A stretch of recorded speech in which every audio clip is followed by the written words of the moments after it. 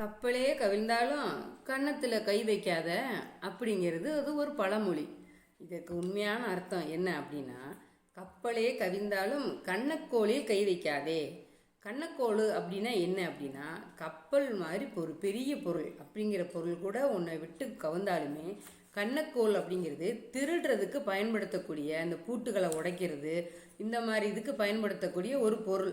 கப்பலே கவிழ்ந்தாலும் கண்ணக்கோளில் கை வைக்காதே, இதுதான் அப்போ காலத்தில் சொன்ன பழமொழி. இப்போ தான் அது மருவி கப்பலே கவிழ்ந்தாலும் கன்னத்தில் கை வைக்காத அப்படின்னு நம்ம மாற்றி சொல்லிக்கிட்டு இருக்கிறோம்.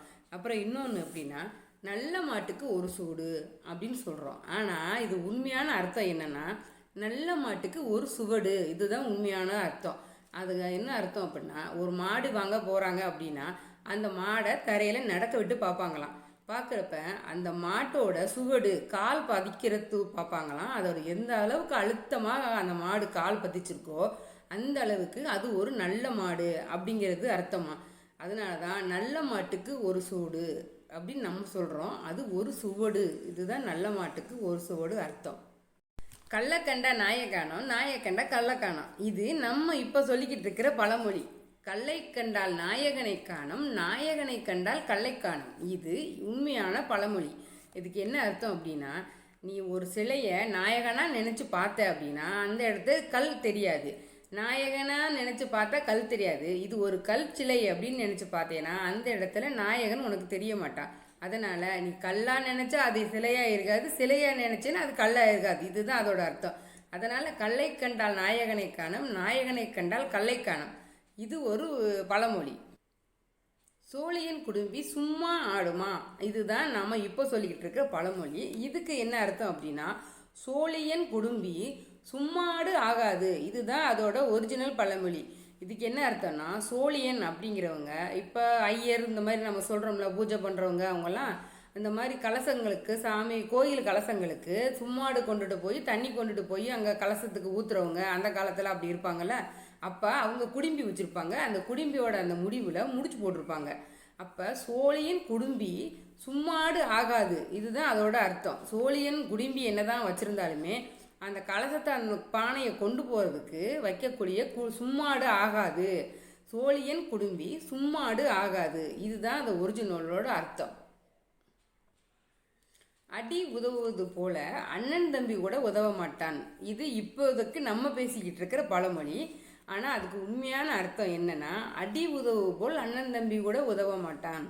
அடி என்பது நிலத்தில் இறங்கி ஒரு நம்ம உழைக்கணும் அப்படின்னு சொல்லி நீ ஒரு முதல் அடி எடுத்து காலை வைக்கிறேல, அப்போ நம்ம உழைக்கணுங்கிற எண்ணம் உனக்கு வந்துருச்சு.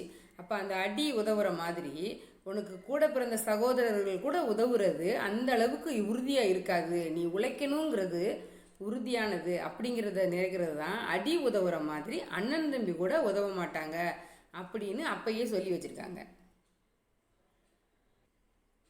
அர்ப்பனுக்கு வாழ்வு வந்தால் அர்த்தராத்திரியிலே கொடை பிடிப்பானா, அது இப்போ நம்ம சொல்லிக்கிட்டு இருக்கிற பழமொழி. இதுக்கு ஒரிஜினல் என்னன்னு பார்ப்போமா.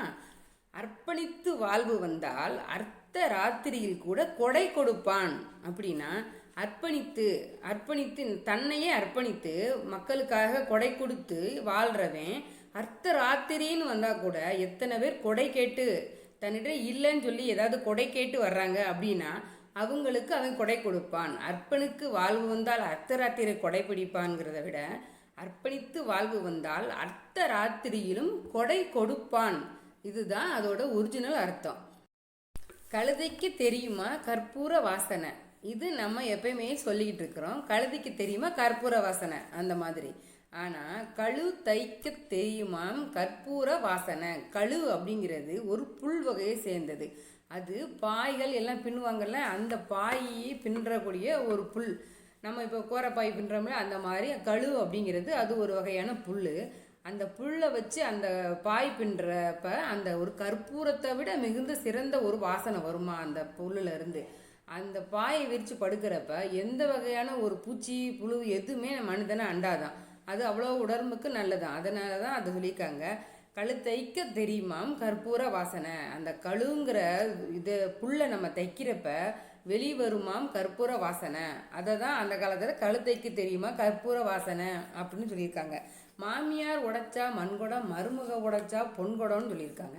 அதுக்கு என்ன அர்த்தம் அப்படின்னா, மாமியார் உடைத்தால் மண்ணுக்கு உரம், மருமகள் உழைத்தால் பொண்ணுக்கு உரம்.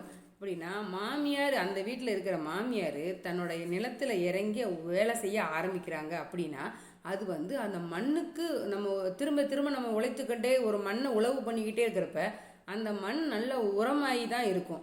அப்போ அவங்க உழைச்சிக்கிட்டே இருக்கிறாங்க அப்படிங்கிறப்ப மண்ணுக்கு உரம். மாமியார் உழைத்தால் மண்ணுக்கு உரம்.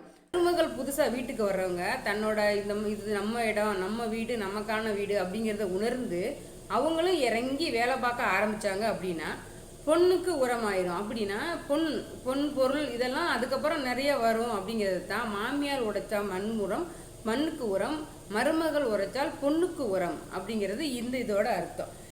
கண்டதை கற்றால் பண்டிதர் ஆகலாம்.